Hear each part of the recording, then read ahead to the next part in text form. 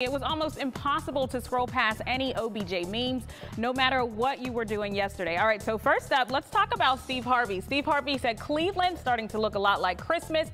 How about them Browns? Mama, hear that man come.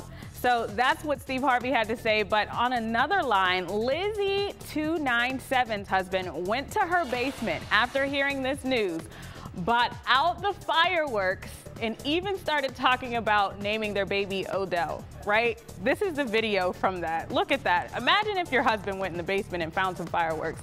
We're not even close to 4th of July.